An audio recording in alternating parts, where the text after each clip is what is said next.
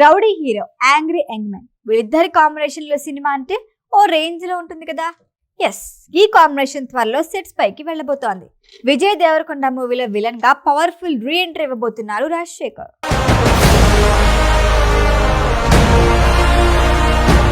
Senior hero Rajasekhar కు ఒకప్పుడు మంచి ఫ్యాన్ ఫాలోయింగ్ ఉండేది. మాస్ హీరోగా మంచి ఇమేజ్ సొంతం చేసుకున్నారు. పైగా సాయి కుమార్ డబ్బింగ్ మరింత ప్లస్ అయ్యేది. ఆయుధం, అంకుశం, ఆహుతి, ఆగ్రహం, ఓంకారం, అల్లరి ప్రియుడు, మా అన్నయ్య, సింహరాశి, ఎవడైతే నాకేంటి, పిఎస్పి, గరుడవేగ, కల్కి వరకు ఎన్నో సూపర్ హిట్ మూవీస్ ఉన్నాయి. అయితే కొన్నాళ్లుగా సిల్వర్ స్క్రీన్ పై పెద్దగా కనిపించలేదు యాంగ్రీ యంగ్ మ్యాన్. ఆ మధ్య ఆరోగ్యం కూడా బాగాలేకపోవడంతో ఇంటికే పరిమితమయ్యారు.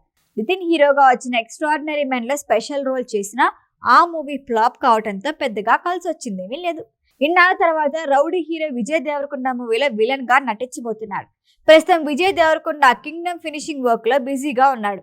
ఈ సినిమా మే 30న రిలీజ్ అవుతుందని ముందుగా డేట్లు అనౌన్స్ చేశారు. కానీ లేటెస్ట్ గా రిలీజ్ డేట్ ని జూలై 4కి వాయిదా వేశారు. అనుకున్న టైంకి రిలీజ్ చేయాలని చాలా ప్రయత్నించాం. కానీ ఈ మధ్య కాలంలో దేశంలో జరిగిన ఊహించని సంఘటన కారణంగా ప్రమోషన్ కార్యక్రమాలు చేపట్టలేకపోయాం. అందుకే సినిమా విడుదల వాయిదా వేశామని క్లారిటీ ఇచ్చారు మేకర్స్. ఈ సినిమా రిలీజ్ అయిన వెంటనే విజయ్ దేవరకొండ రౌడీ జనార్దన్ లో నటించబోతున్నాడు. దిల్ రాజు బ్యానర్ లో వస్తున్న రౌడీ జనార్దన్ కి రాజావారు, రాణిగారు ఫేమ్ రవికిరణ్ కూడా దర్శకత్వం వహిస్తున్నారు. ఈ ఫుల్ లెంత్ మాస్ యాక్షన్ మూవీలో రష్మిక హీరోయిన్ అని టాక్. ఇదే నిజమైతే గీతా గోవిందం, డియర్ కామ్రేడ్ తర్వాత విజయ్ రష్మిక జంటగా 3వ సినిమా అవుతుంది. ఈ సినిమాలో ప్రతి నాయకుడిగా రాజశేఖర్ ఫిక్స్ అయ్యారు. ఇప్పటికే ఫోటో షూట్ కూడా చేశారట. విలన్ రోల్ కోసం రాజశేఖర్ కి భారీగా ఆఫర్ చేశారట కూడా. వాస్తవానికి రాజశేఖర్ కి మధ్య కాలంలో విలన్ రోల్స్ ఎక్కువే వస్తున్నాయి. కానీ ఏవో కారణాలతో వాటిని వదులుకుంటున్నారు. కొన్ని అవే వెనక్కి వెళ్ళిపోతున్నాయి. ఈ లిస్ట్ లో సనాఫ్ సత్యమూర్తి సినిమా కూడా ఉంది. సనాఫ్ సత్యమూర్తిలో నెగిటివ్ రోల్ నటించాడు ఉపేంద్ర. మాటల మాంత్రికుడు త్రివిక్రమ్ ఈ రోల్ కోసం ముందుగా రాజశేఖర్ అనుకున్నారట. గ్రీన్ సిగ్నల్ ఇచ్చేందుకు రాజశేఖర్ కూడా రెడీగా ఉన్నారట. కానీ ఏవో కారణాలతో ఆ ప్లేస్ ని ఉపేంద్రతో రీప్లేస్ చేశారు మేకర్స్. మళ్ళీ లాంగ్ గ్యాప్ తర్వాత విలన్ గా మరొక అవకాశం రాజశేఖర్ ని వరించింది.